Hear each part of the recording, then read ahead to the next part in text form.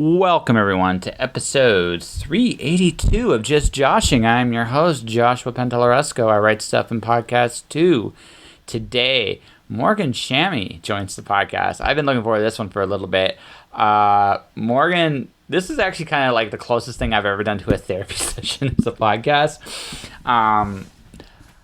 All seriousness, Morgan's someone really to admire.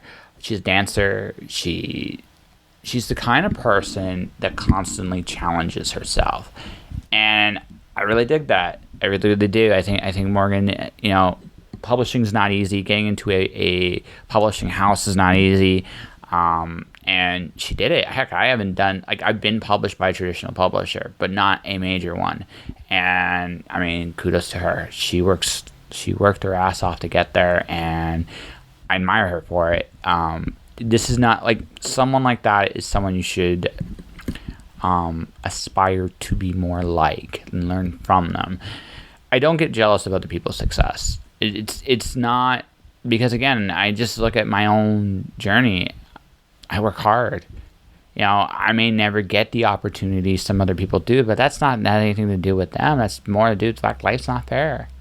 And if anyone can get an opening and a crack and can succeed, you have to cheer them on, because honestly, heck, if it was me, I'd take it too.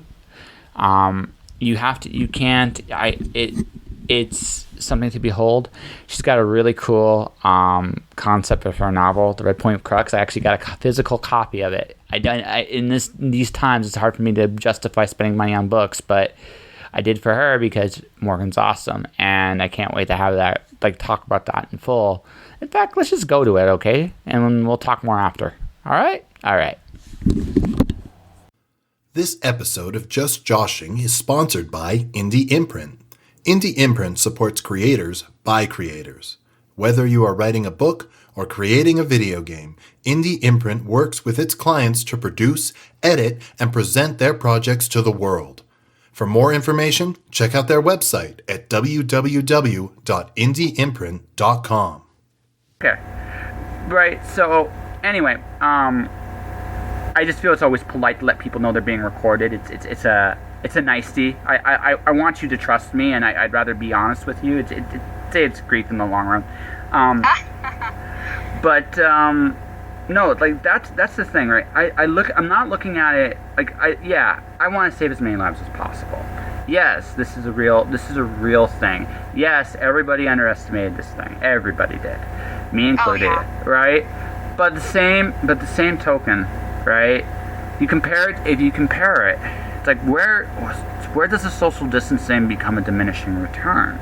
And I'm not talking economy, I'm talking psychology, I'm talking depression, I'm talking mental health, I'm talking, and also just the fact, too, that we live in a world where, let's be honest, I don't trust my leaders. I don't think anybody in their right mind should, right? And what are they going to do the longer this goes? It's all pretty crazy, that's for sure. Yeah. Yeah. Sorry we opened up such depressing stuff. No, we're good. I mean, we're in a complete chaos world right now, so it's wild. But you know what I also love is I love seeing the good come out of all of this. Oh, absolutely. No, there is so much beauty out there. Yeah. My personal favorite right now is Dave Butler. Is every day he's performing 2 songs on his guitar for an audience. See? Yeah, That's right. fantastic. Yeah, right. I started an audio podcast, story time, because of right at the beginning, before everybody was still reeling. You know what? Let's get this out there. Let's get this rolling, because for me, I think about C.S. Lewis, and I think World War II, and I think, London was being bombed when he was reading Mere Christianity. He didn't stop, even when it seemed darkest, when it seemed most uncertain. And that's actually probably the best message I think that everybody should take right now. Life goes on, but while you're in this moment, whatever happiness and joy you can find, embrace it. Because honestly, no matter where this is or where this goes, this will not last, right? Tough times will go away, but if you can find the joy in it, you will be fine, one way or the other. Well, and that's what we do with all aspects of our life. That's the goal, is to find happiness in whatever we're dealing with. whether it's, with my world, it's all about writing, and it's, with writing, there's so much rejection and there's so much heartache there. But you can be happy throughout the entire process, and it's with anyone in any of their respective areas in their life. So, yeah. My rejections have gotten nicer as I've gotten older. I have found. Yeah, they've gotten nicer. They're like, we can't take this, but we're really sorry. And this was really, like, I had a rejection so nice once. I was like, wow, I don't feel bad at all. I want to know what the acceptance feels like, because if this feels this good, holy crap. That's when you know that you're doing a good job, when you have talent and you're a real writer and you're doing really well, and you get those compliments back, for sure. I mean, I've had 3 agents, and it's been off and on with having to query again and get another agent, and then query again and get another agent. So I totally get this is a good rejection. I feel good about myself right now, Yeah. So. Well, it's like honestly, when you get into any, it takes guts to tell your story, whatever that story is. Oh, yeah. And the thing is, right?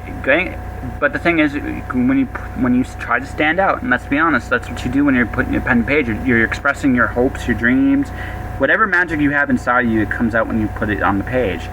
And when that happens, right, it's not going to be for everybody. And sometimes it's not even. I think the best rejection you can get is when they want to take it, but it doesn't fit what they're doing. And this happens a lot in anthologies. Like, oh, this is really good, but it doesn't fit, and I feel terrible. Yeah, absolutely. But it's amazing just to, be part of the process at all. I think it's incredible to see people put themselves out there, because it's scary and it's hard to, first of all, write a book, mm-hmm. and then to offer your soul on a platter to agents and editors, and it can be devastating at first to get those rejections. It took a long time for me to be okay with it and to get comfortable with it, where it didn't completely wreck me and destroy me, because it did for a while. There's, depending on the rejection, it still hurts. I mean, it still does. I mean, there's always a little bit of pain with it, because it's just because you're trying, you're doing the best you know how to do, and sometimes it just doesn't fit for whatever reason. So what was the point you made peace with it? You're like, you know what, this is the way it is. Yeah, there's no point in living in torture, and I think it was just, maybe it was growing up, just becoming smarter with life, and understanding what real hardship was worth, aside from, writing hardship. Even though writing is so much a part of me, it's only what I do, it's not who I am, and so I had to make that distinction and separate that, to be like, okay, they are not attacking my self-worth. If I get a rejection, it doesn't affect who I am. It's not cutting into my self-worth, and I had to make that distinction. No, and like I said, I just look at it as a challenge. I look at it like this: if I'm going for an agent, what would it take? Okay, how much of this is on me? How much of this is on what's needed? How much of this is timing? Right, yeah. Right, and there's a lot of meeting people. Actually, I think meeting anybody is a bit of a modern miracle, because it's like, okay, there's 8 billion people on this planet. So what are the odds of me and you having this conversation? Now, depending on what you look at, one of the ways to looking at it is 3 to 1. But I mean, it's incredible. Like, you meet people at certain points in life, and sometimes it's not for you, it's not the right place, it's not the right time. But then sometimes you meet the right person and it just clicks, and you're like, wow, that was easy. Where have you where have you been my whole life? Why did it take so long to find this? Yeah, exactly. But but I think one of the things I've had to learn is how to recognize opportunity.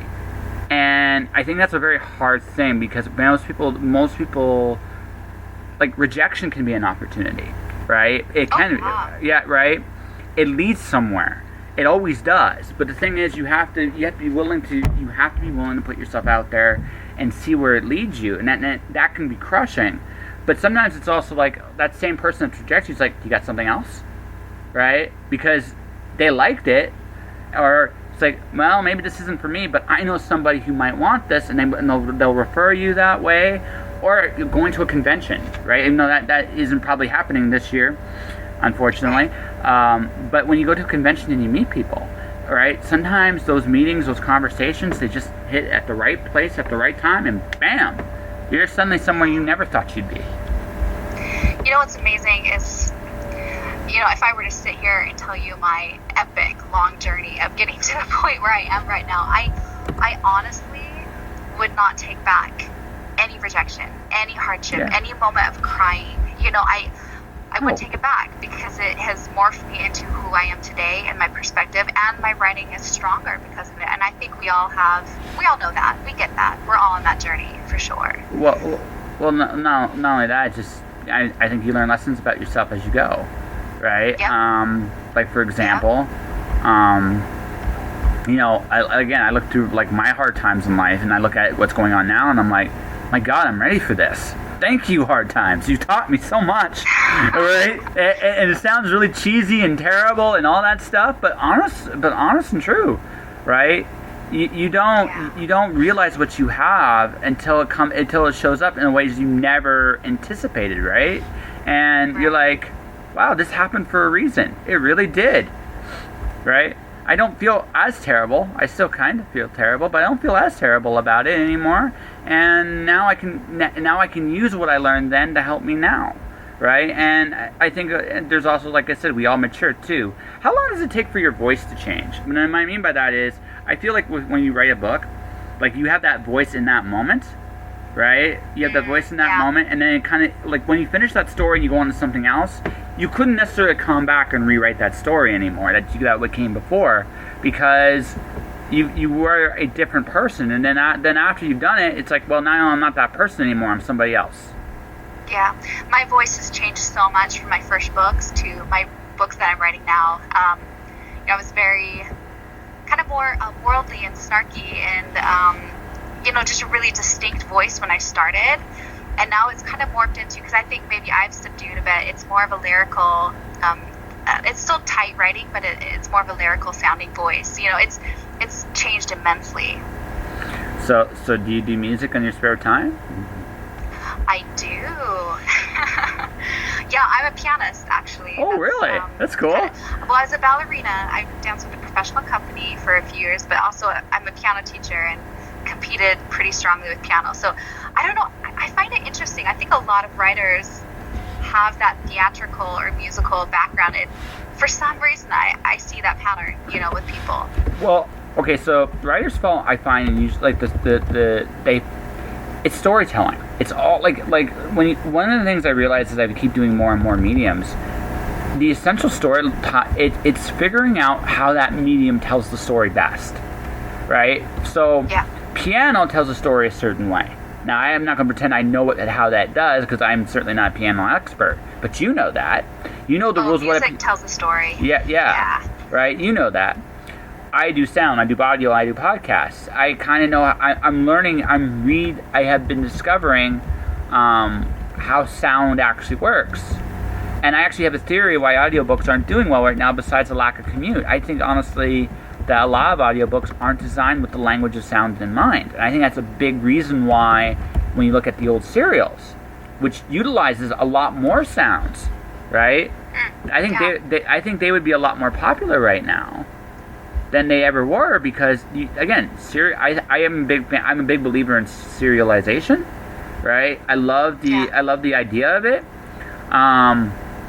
But also, it just seems like we're at that point where we like these short, quick, but we like getting immersed in something really, really quickly. And sound can do that so beautifully well. And in music, I am, as well as doing an audio podcast. Yep, absolutely. Yeah. That's great. Yeah. It's great. I don't know how to follow. And segue. Awkward. That's okay. So you did piano. You danced. Did you compete? So you competed. So you danced for a company. So what did you perform? Like, did you perform in front of the stage? Was it like competitive, or how does that work? With ballet, it wasn't competitive. repetitive. It was, just all very classical ballet, and then I taught ballet for like 14 years. Oh, wow. It's very much who I am, for sure. In fact, so my book that's coming out in June, so my husband, he is a professional rock climber. He actually won the X Games in speed climbing. Yeah. So he has a gold medal and silver medal in the X Games, and so I'm very familiar with like the climbing world. And I'm a ballerina, which is so my world. And so what I did with my book that is coming out, I've combined both of those worlds. It's the rock climbing world and it's the ballet world, and it's like Black Swan meets the X Games. It's really cool. I really like it. That sounds well. Okay, on a personal note, I know this is just the truth. Ballerinas are actually legitimate badasses. Most people don't consider them badasses, but no, you guys are incredibly strong. The fact that you carry your own weight, like you could literally like when you guys like pirouette, like there's this way, I don't know what the proper way to call it, but when you actually set yourselves down, you're on your toes, and you can do that for hours. You guys are strong. I would not want to get hit. Yeah, you are. It's not flashy. It's not glamorous in comparison to, say, weightlifting or what people consider strong. But it's strong. Like, you guys are all muscle. You can probably lift me over your head and, like, spin me. Just and then put me down. And I'll be, like, dizzy. And I'll be like, you're like, good boy, just go away before I kick you. I'm like, no, don't kick me. Please don't kick me. But, I mean, because, no, you guys are legitimately... athletes. Yeah. You're legit. You are legit. I mean, you don't. You show it, but the way you show it is you actually, ironically, tell stories with. You do on stage. That's right. That's how you do it, right? So I mean, I can respect it because again, it's just like I realize like that takes a lot of power. That takes a lot of balance. It takes a lot of training and discipline. Not many people can do it. And that would include a lot of athletes, right? Not many people can do it. Some can. I know, like MMA, George St. Pierre, he trains in ballet. It helps him with his fighting. Oh yeah, I believe it. Yeah, because it's just the balance, the strength, the grace. Like there's a certain grace you guys carry with you too. Yeah, it's a beautiful world. It's magical. To me, it's just as magical as writing is. The blank page, like. Just discovering something. It's just when you're on stage and the stage lights are hitting your face and you can't see the audience, but it's just the music soaring, and I mean the whole experience is incredible. So you've been telling stories your whole life then, it sounds like. Oh, you should see the story I wrote when I was in 3rd grade. I do want to see it. Was like Lord of the Rings without me even knowing Lord of the Rings existed. It was fantastic. Mine I outsmarted myself. You want to hear how I outsmarted myself? Yes. So I had this really cool idea: dolphins saving the world from the evil fishermen, right? So cool idea, right? Cool idea. But I decided. Oh, that's gold. Yeah, totally gold. This part sounded great in theory in my head. But it was terrible in reality. What if the dolphins actually talked in their own language? And I didn't realize this until I went to read the story aloud. Oh, that's not so good. That's actually terrible. You should still be querying that. Are you kidding me? Go for it. No. So Creative Inc. in Vancouver, I was actually going to read that story, and what I was going to do, I was going to do Kung Fu translations. Oh, wow. Okay. Yeah, because you know what? Since I don't know what the hell I was going to say, I was going to let the audience dictate it. I'll just go with it. Let's axe cop this. Let's axe cop this. Right. I don't know if you know what axe cop is, but so... Axe Cop is this comic book, but that a world-class artist draws with his 10-year-old brother, and he just goes with his 10-year-old brother's imagination. Whatever his 10-year-old comes up with, he just draws. It's amazing. Oh, cool. It's amazing. It's like this is so fun and zany. I'm in. I don't care. Right? I'm in for the ride. So. Love it. Yeah. So yours sounds more, but you had Lord of the Rings. So I mean, you do trump bad dolphins. I'm not gonna lie. But I mean, so you did your epic fantasy at 8 years old. That would put you in lines of like Gordon Corman. So you did your token magnum opus at 8, and then did you just get into like I'm assuming ballet, or was it music first?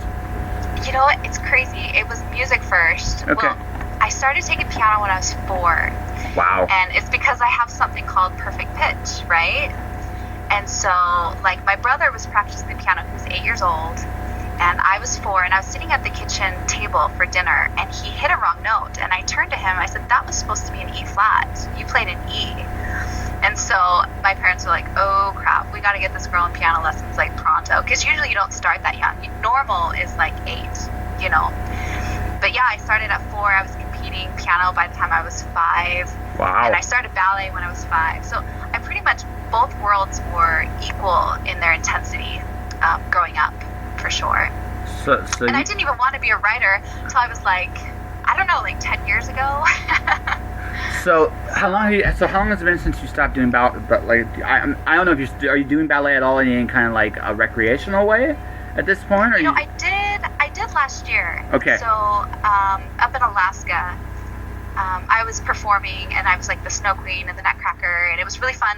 I hadn't performed for like 13 years, and so it was really crazy to put on the pointe shoes again and get on stage again. And I was terrified because I was like an adult, you know, like I had kids, and now I'm dancing on pointe, like. But it was fantastic. It was the most magical time ever. So it was great to experience that last year. In that moment, it must have been like such a rush, because it's almost like, well, can I still do it? Oh, and I thought I'd never do it again. Yeah. You know, you can't, it's hard. Some dancers can. Like, I know some dancers who can have a family and still have a career, but it's pretty difficult. You know, most people don't have kids and they have their career until you're 40, and then, you know, you do something else. And a lot of dancers give up the children and the family for that. And so, you know, I didn't think I'd ever have that chance to be on stage again, but I did, and I cried. You know? Well, no, it's awesome. No, that's awesome. So, again, you can lift me over your head, screaming, okay, I'll be good. I'll be nice to you if I ever meet you in person, totally, because that's awesome. So, I'm assuming you still do music on a regular basis? I do. Yeah, I teach. Okay. I teach every day. So it's like by FaceTime right now because of COVID. So I'm teaching FaceTime piano lessons, which is kind of wild. That must be so. What's the big difference? You could do so much more in person, just showing. It's just easier, so they can see hand technique, and it's easier for me to catch mistakes, because I have such a good ear. If I look at a piece of music and someone plays a wrong note, I know it's wrong just because I can hear the pitches in my head by looking at music. So it's actually pretty easy for me to teach by FaceTime, but I think it'd probably be more difficult for others, for sure. All right, so you've been telling stories forever. You grew up incredibly disciplined, incredibly self-motivated, because you were doing this like music at 4, and you were doing ballet. When did you start ballet? 5. So you did ballet at 5. You did piano at 4. You were incredibly, and you did this for how long? 20 years? Oh yeah, for sure. I'm still doing it. Well, yeah, you're still doing it, right? But I guess what I mean is before you had kids, it was probably much more your whole life. Now you do it, but it doesn't. Much like we were talking about, like a different voice, you're at a different place in your life now. So I mean, you still love it, you still do it, but you've built yourself to be something else as well, right? So you've been doing this. So when you had kids, is that when you decided you wanted to write, or did that desire come earlier than that? And what happened to learn? Aren't you smart? Yeah, you are so smart. I think it was I think it's linked. I think because I wasn't dancing anymore and having kids, and I wasn't teaching piano at the time, I had no creative outlet, and I was missing it desperately. And I woke up one morning. I remember it was January 19th, and I just was like, I want to write a book. Let's do this thing, And I just instantly, it was this creative outlet that I had. But the funny thing is, I didn't get an MFA. I didn't have training. And so I learned everything online. I Google. Okay, don't make fun of me. But I will not make fun of you. Okay, I Googled, what does show don't tell mean? Hey, it's okay. I did that too. I was like, I don't get it. What does it mean not to tell? What do they mean by showing? I honestly learned everything online and reading books. Every book I could get my hands on, and critique partners and people. And, it's about aligning yourself with people who are ahead of you in the journey, because then you can actually learn, I actually find it's good to have both. I don't know when this happened, but people started to go to me for advice, and I'm looking around, it's like, why are you coming to me? I don't know what I'm doing. But they start coming to me, and what I found is it's always when you are with people better than you, they show you things that you never thought of before, right? But when when you're with people that don't know as much as you, they force you to reinvest your own disciplines. It's like, oh crap, I missed that. How did I miss that? I'm supposed to be I know nothing. I don't know half of what I'm doing here. Oh crap. Okay. So, right, and that's it, right? Like I find that, and also I also find this too. Everybody brings something unique to the table, right? And that's uniquely them. I find every story on some level is telling that author's story, even if it's not even a conscious thing. My first novel's coming out in May. So, fantastic. Yeah, it's basically an old school pulp story designed to be kind of as close to a video game as possible, as you can in a novel. Yeah, it's about a very cowardly character in his daemon following a girl with a gunblade into a cloud, the digital cloud, and he gets a file that everybody from zombie mobsters to unicorns that fart rainbows wants. And his only salvation is the girl with the gunblade. And it's I had a blast writing it. But when I read it, but when I read it to myself out loud, and when I read it to myself afterwards, and I realized this is all about coming out of your comfort zone. Which, when you look at what I'm doing right now, that's what I'm doing. Yeah. Right. And the next book I'm writing about, right, is about, okay, where do you go when you leave your comfort zone behind? What's there to catch you when you fall? Now I'm adding some stuff like killer cupcakes that kind of resemble Miss Pac-Man. I may or may not be doing video game homages in my story, maybe. But the thing about it is, right, the thing about it is, I realize that what I'm writing is I'm telling my story on not all my story, but pieces of my story have slipped into this novel. And I think that's right. And I think as much as we were talking about way back with how you've become more lyrical, it makes sense, right? You're at a point in your life where you're surrounded by music all the time. How many students do you have, if you don't mind my asking? Yeah, 16. Okay, you have 16 students, all at varying degrees of levels. Some are super talented, some are just getting started, some are, this is going to be their hobby, and that's cool. Some, this is going to be their passion, that's amazing. And some, they're special. They're like, and probably you got a bit of everything, right? Oh, yeah. Right. So you're around music all the time. Of course it's going to come out in your work. Because what are you doing all the time? And it probably makes your work even stronger, because who else is going to see it quite the way you are? Love it. Yeah. Yeah. I think you enjoyed that compliment.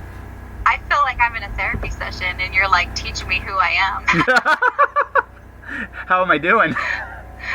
I'm like, it's beautiful. Keep going. I feel so whole right now. I should charge by the hour. Anyways, but that's where it sounds to me. You're at that point where, yeah, I think you're probably. How old are you, if you don't mind my asking? I don't want to get punched or anything like that, or kicked. No, you're totally good. People think I'm a lot younger than I am. I'm 38. So you're the same age I am. Oh, then you're a lot younger too. Just kidding. Yes. Yeah, we're good. Yes. Yeah. So yeah, we're both children in an adult's world. Millennials. Yeah. The ex-gennials or millennials? We're still technically millennials if you look at it. So when were you born? What year? What month? 81. No, I was 81 too. What month? Oh, April. Okay, so you're a little older than me by 6 months. Okay. Yeah. Sweet. Happy birthday, by the way. Hey, thanks so much. Yeah. So, I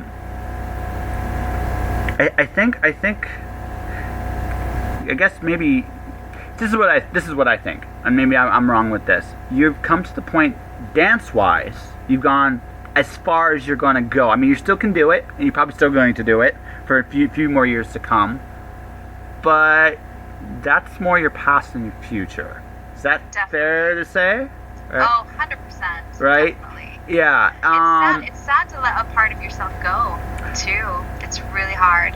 So you're at that point in your life where, I'm not going to say you're looking to fill the void, because it doesn't sound like that's really where you're at. You're coming to another point of being in your life, and you're and I'm willing to bet, I'm not sure, that if I read your stuff, right, your recent stuff, probably images of that would actually come in, like this, being comfortable in your own skin, accepting like where you are and where you're going, and who are you?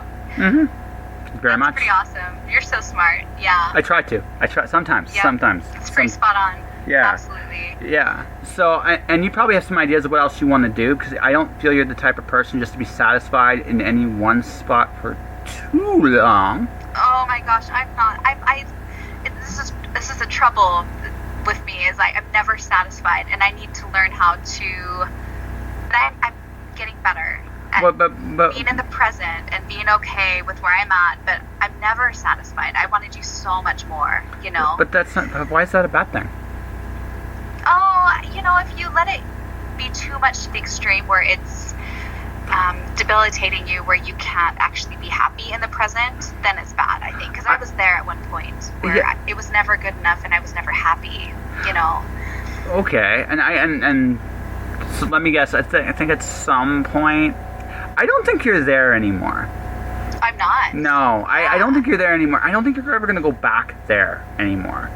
No. Right? No.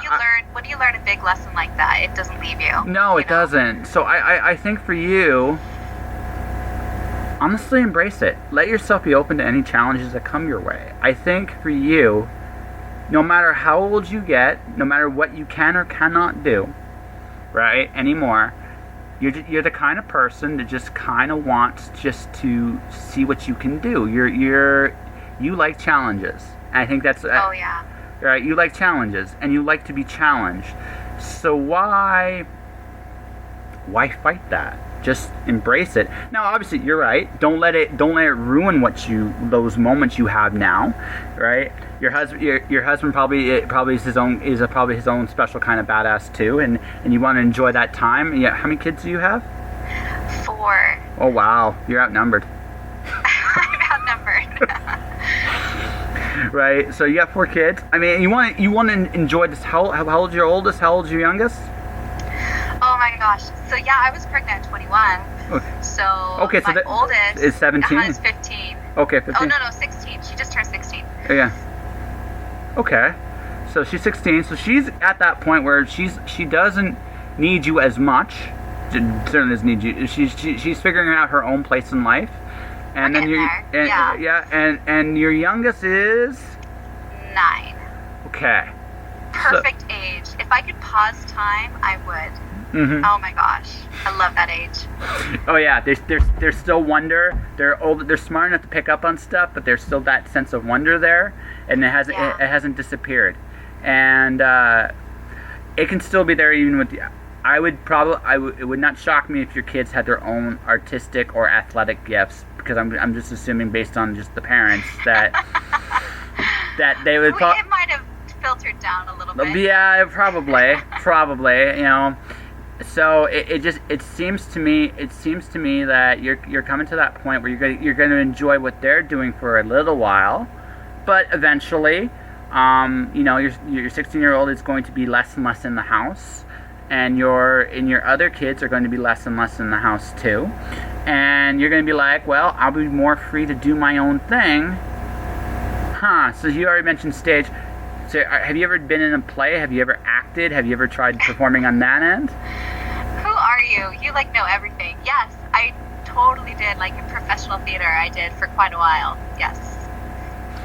So I got paid to be on stage. Really? So I sing too. Yeah. Really? But what's the difference between that and ballerina? Like being in a ballet? Like what's the difference? Yeah. So I did classical ballet, which is you put on big ballets like Swan Lake or Giselle or Capella, But then I also did theater, which is like musical theater is what I did. So you're singing and you're dancing and you're acting, like Seven Brides for Seven Brothers or like Guys and Dolls, like those type of shows. Yep. So is it because it's very like the classical style? I mean, I mean, don't get me wrong. There's definitely bringing your own interpretation into whatever it is you're doing. But is it just because it's a little bit more? I don't want to say controlled because that's not quite what I'm going for.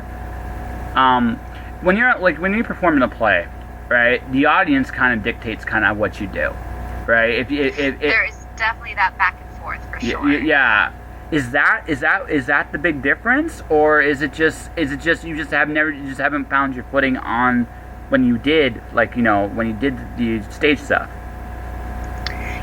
There's something magical about performing something that's like 100+ years old. Like the choreography's been around, something choreographed by Petipa, who's a famous choreographer. Like, it's just, you feel this connection through like generations. Like you're performing the same choreography as someone, I don't know, years and years and years ago. So there's just more of a magic, more of an old school feeling to doing these classical ballets, in a real theater, like a big performance hall, like Phantom of the Opera theater, aside from being on, a stage where it's just, for me, there's not as much magic in musical theater, like at all. It doesn't even compare to ballet. So. Okay. So I'm going to ask this just as a question. Just it might seem vague, like what we tied here. So, are you very much into tradition? If you don't mind my asking. I'm probably the most nostalgic person you'll ever meet. I love traditions. Like, it actually became a joke at one point with my husband. He's like, how many traditions do we need to have? It was really funny because it was like, no, we have to do this. It's a tradition. We have to. I think I understand. I think I do now. Okay, that makes sense. If I were, do you want the psychoanalysis, or will that freak you out? No, you're welcome to. I mean, I think for you, you've been in a very disciplined environment for the majority of your life, and you like it. You enjoy it because you know what's expected of you. Number one, but number two, again, there's a discipline, and I think for you enjoy, like, it pushes you, and you enjoy that push. So when you're on an improv, let's say an improv stage, right? Improv very much, there are rules to it, but they're looser. It's kind of like the difference between cooking and baking, right? Baking, you have to be very, like, there are some areas where you can finagle a few things, but the salt has to be exactly right, the flour has to be exactly right, the sugar has to be exactly right. Like, the base ingredients have to be exactly right. But when you cooking, you can cheat. I can throw anything in there. I'm not going to promise you it's good, because some things should not go together. They're like very, very wrong, and then they go together. But you can get away with a lot more with cooking. Right, you can kind of like just do more, experiment more. You're more of a baker. I am definitely the former. Improv, that whole idea. I need to like measure the salt exactly how it's supposed to be. Like, there's nothing wrong with that. And I just, so for you, I think where you might be more comfortable is television. If you ever could get yourself in front of a camera, there's a lot more. And I have been in movies before too. Oh, jeez. Was that more comfortable? And was I right? I was very comfortable doing it. Yeah. Very, very comfortable. Yeah. Yeah, because I've been film crew, and the thing is, sweet. So I've been film crew. I worked with a couple guy. One guy I worked a little bit on his big movie project, which now he's doing other things in Canada. But I did a 24-hour Calgary Underground Film Festival. We made a movie in like 48 hours. And the neat thing is, so a movie theater is actually like any kind of production you build is a merger between art and warehousing. It sounds really strange, but it actually is, because all you're doing is half the day is spent building and deconstructing sets, and the other half is telling your story based on the sets you've built. Right. So although there is definitely chaos on a set. Holy crap! But in terms of the structure of what your day is, right? there's a certain ebb and flow with it. You get up, you show up. If you're a part of crew, you're putting together sets, you're putting together certain scenes. You bring the actresses in. They do a run through of their lines. You get stand-ins doing their thing while you're finishing whatever touches need to be done to the set. You got the actors and actresses come. They do their scene a few times, right? This is more television than I think movie, right? This is what I'm describing here, right? Yeah. Right. But even so, it's not that different even when you do movie, right? Television, you finish your scene, the set's deconstructed. You build a new set is maybe being constructed while this scene's running through, depending on the situation. And basically, it's a repeat. Take those actors away, maybe bring other actors in and do another scene. You build it up, shoot it, build it down, build it up, shoot it, build it down, and you try to get as many scenes done as you can in one day. Right? Yeah. There's a structure. So, okay. So one day I'll say, I knew you when. I knew you. So funny. No, it's hey, listen, I get the feeling with you. It just based on everything you've just told me, you wouldn't settle for anything. Like, you would want to see how far you could go. But maybe at this point in your career, maybe you'd be like, I don't really want the Oscar or the nomination. I don't need that step. I just want to see how much, could I get to the point maybe where I would work in something like that. How far could I go? That might not be what you want to do going forward. You might want to do something completely different. Who knows? But it seems to me like you're the kind of person that will look at things to do, and you'll challenge yourself in as many different ways and see how far you can go. I don't even think it's really about the awards or accolades for you. It's more just to see how far can I push this envelope and how can I grow into doing it. Absolutely. It's about doing it. It's that excitement and that drive about doing something that seems impossible. That gets me so excited. I think that's what gets me up in the morning, So, yeah, you're pretty good at this. Yeah, I've done this for a while. I've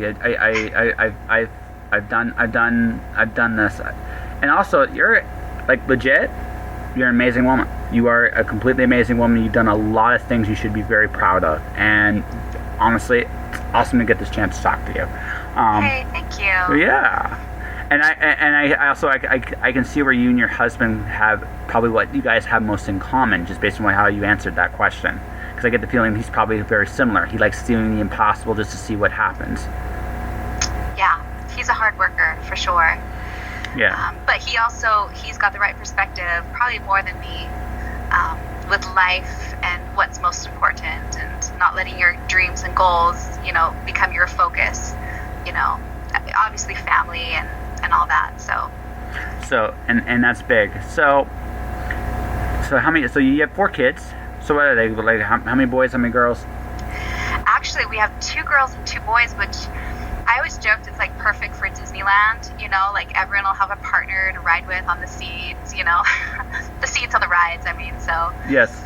Yeah, it's perfect. So how do you guys stop them from taking over the house, or did they take over and you just haven't let them know yet? That's funny. They're pretty good. Yeah. I think we lucked out with really good kids. They're really driven to, develop their own talents and skills, and I love that they're driven like that also. So it's good. And you're proud of them. I can tell. You're very proud of them. So they've been doing some amazing things themselves, I'm sure. You guys definitely have more. Like me, I feel like I'm a late bloomer in comparison, because holy crap, you had way more together than I did at that age. I was a flake. So, honestly, you've done a lot of incredible things you should be very proud of. I mean, it takes an incredible amount of discipline and athleticism and just the drive to be just the ballerina. That's amazing. But also the mental mastery, the creativity, the discipline to be a pianist. That's not easy either. Then you decided, hell, I need to write a book, and so you're writing a book. And honestly, the funniest thing is probably the writing has been the most difficult. As physically and mentally hard as everything else has been in my life that I've been dedicated to, the writing has been the most emotional for me, for sure. Yeah. So. So is it the emotion, or is it also this kind of the spontaneity? Because books don't work the way they're supposed to at all. Oh, it's the lack of control. I mean, with everything else, I have control over how hard I push myself, how good I can get. But with writing, it's out of your control. It's in an editor's hands, or the reader's hands, or an agent's hands. It's like you have to give up so much, and yeah. The control is hard. Even when you're writing just for you, sometimes I don't feel like I'm actually have much of a say. I like, hey, this is great, and then my character's like, no. This is great, and you're like, but isn't that the truth? Yeah, it's like, isn't that great? It's like, that's what I mean. Like for me, and some books don't work the way. So I came up with like the one I'm working on right now. I wanted to start this story with a punch in the face. That's kind of where I want to punch it. Like my main character getting punched in the face by a gentleman I refer to as hate music, because he basically turned himself into a giant boombox. I do genetic modification in the book too, so I'm having fun with all the different possibilities that could ring. And somebody's going to turn themselves into a giant radio transceiver. I know this. Somewhere in the future, it's going to happen. That's okay, right? But I realized that like I'm having way too much fun with the cupcakes, and so how can I do that? So I had to go back now and do the job interview scene. It's like, okay, this is actually the real beginning of the story. It's not the scene I want it to be. That scene's still in the story. But it's not where I planned it to be. It's way farther down now. Oh yeah. You're right? Right, it's like, what happened? I thought I knew what I was doing. And the book's like, nope, you don't. Nope, sorry. I hate it. I love it, and I hate it. It's like, curse you. Because the book's usually right. That's the thing. The book's actually is always right. What do you mean this is how it's supposed to work? This is how it's supposed to work. Deal with it. Yeah. And you're like, but I don't want it. And that's when you screw up. So your book comes out in May, and mine comes out in June, so we'll be twins. Kinda. It'll be my fourth book, my first novel, and oh, okay. I did actually Gilgamesh style epic poetry. It was fun. I accidentally wrote the first one, and I accidentally got it published. So. Oh, okay. Yeah. There you have it. Yeah. That's the last. That's the one. The last thing I learned about. Actually, that's probably the most important lesson I learned about everything I've done, whether it's the podcast or whether it's my writing career. Embrace your accidents. I find it has led to more of my successes than anything else. It's like I figured out like chocolate chips and cookie dough was an accident. It's one of the greatest accidents ever, don't you think? Right. Oh, hands down. Yeah, it's one of the greatest accidents ever. But the thing is, right, it was an accident. No one planned it. It was kind of one of those little magic moments of, eureka, this is good. And I find the most important things I've ever learned about embracing opportunity is you have to recognize when you... Now, not every accident you make is chocolate chips. Sometimes the other brown stuff we don't really want to get into. But the thing is, you have to learn to recognize the chocolate chip cookie dough inside the things you're doing, because there's some real gems in what you're doing. And I find that stuff, usually, even though it's an accident, you still kind of, it's almost like you discover it. It's like this hidden part of this map of the world you never realized existed. It's like, I found you! How did I not see you before? And oh, I love it. Yeah. So, that's what I find anyway. So, did you have fun? I did. Josh, you're fantastic. Thank you. Yeah. It's fun talking with you. So before we wrap this interview up, because I was going to say I think we have a good interview here, Miss Morgan, why don't you tell people about your book, and why don't you tell people when it's coming out, and how can people find you to talk to you if they want to? Oh, yeah, absolutely. So I kind of already spoke on it a little bit earlier, but pretty much, so it's called The Red Point Crux, and my name is Morgan Shamy. And it's it's a retelling of the Phantom of the Opera, but with ballet. And I told you there's rock climbing in it too. The main character is a rock climber, a female rock climber. So, and like I said, I know so much about the rock climbing world and so much about the ballet world. It was just, I think it comes across the page really genuine because I know those worlds really well. So I'm excited about that. Yeah, and it comes out June 9th. It's very haunted and twisty, and it has a serial killer and yeah, I guess you can. I'm actually like the only Morgan Shamy on social media, so you just type my name and there I am. Like I'm on Twitter, I'm on Instagram, I'm on Facebook. So it's really easy to find me. That's awesome. Okay, so thank you. 1 second here. Something wicked this way comes.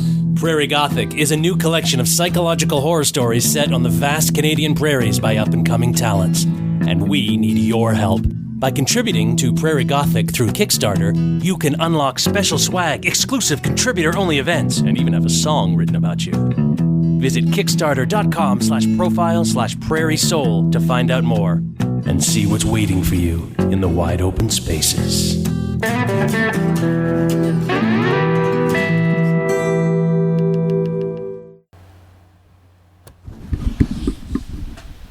And that was my conversation with Morgan Shamy, ladies and gentlemen. Morgan's... So, I always get inspired by stories like Morgan. Because... Okay, so for me personally, this is kind of like my personal childish soul. I'm podcasting, I'm writing, I'm trying to get sponsors, I'm trying to become a freelancer, and I'm going through the no process. The fact that this is also a tough economy works to my and for and against me as well. You have to it's a constant battle to get out there. And not only that, there are some limitations I currently am living with that can't be resolved for at least another few weeks. So I don't get the opportunity to push like I want. I don't get the ability to be aggressive like I want. And so I'm doing all I can, and I realize for me this is going to be attrition. That's what this is going to be going forward. This is about how bad I want something going forward. And I know what I want. I mean, again, I'm launching books. I'm doing stuff. I'm selling books on Amazon. I've actually done, I think, for a debut quite well. I got another book that will be talked about on the next podcast. Actually, the next one's going to be special. 2 launches will be talked about. Mine and my reading guest, Susie Vidori's. But before we get down that road, I just kind of want to say to Morgan, who, if you're listening to this, you're living proof dreams can come true. You're living proof that great things can happen. I'm kind of sorry about the time your book came out in one sense because you don't have the same opportunities. But on the other hand, you still did it. It's still yours, and no one can take that away from you. I have a copy of your book. I love the first line. It's fantastic. So, Morgan, I really, really do hope you do that reading someday. And I'm sorry I put you on the spot live like this. That all said, you're welcome to come back anytime you want. Talk about whatever you want. Dig ya. And I have nothing but respect for you.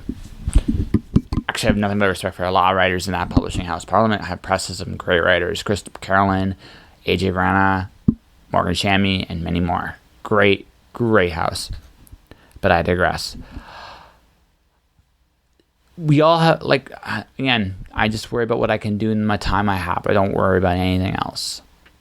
But anyways, that'll do it for this episode of Just Joshing. If you want to support the podcast, you can do so a number of different ways. I am on iTunes, Google Play, Spotify, Stitcher. I'm on any pretty much podcast platform you want. Hit the subscribe button, share it, tell people about the podcast. That's great. Number 1. Number 2, my book, Cloud Diver, is available now exclusively on Amazon. Go ahead, take a look at it. The link's in the description below. Just click on it. That would mean a lot to me. Even if you just look at a couple pages, that would be great. Outside of that, my YouTube channel is Joshua Pantalleresco. I have next week a Zoomcast with Susie Vittori. It's going to be streamed live via YouTube and Facebook both. It's going to be great. Got that coming up, so you want to support me, show up for that. Beyond all that, thanks everybody for listening, and I'll talk to you guys next week. I got 2 amazing interviews next week as well, and yeah, be good to each other. All right? Josh.